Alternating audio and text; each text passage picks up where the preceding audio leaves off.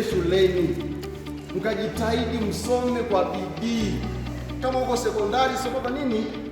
Kwa bidii. Kama shule ya msingi, kwa bidii, kwa sababu sisi tunawategemea nyie. Wazazi wanafanyaje? Anawategemea. Baba anakutegemea, mama anakutegemea, kaka anakutegemea, jamii inakutegemea. Kwa naombeni mkafanyaje? Mkasome kwa bidii, ili baada ya miaka mingine mbele tupate walimu mpaka na mtumishi mpaka na injinia. Wewe injinia pia, wewe wako nani?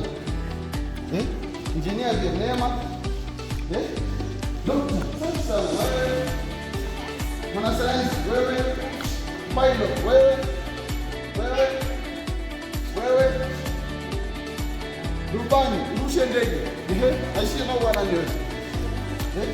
Wakili, msomi, mama hapa daktari form 6, Dr. Jimbo Mwampata, Miriam dokta, mwanasheria, lawyer, mwanasheria,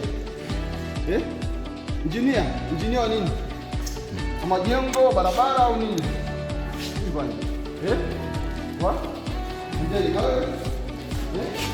Mfanya biashara, watu wa pesa, safi sana.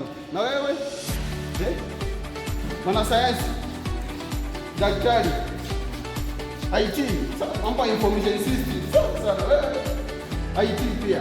Kwa hiyo sasa, ili mfikie malengo yenu ambayo nimeyasema,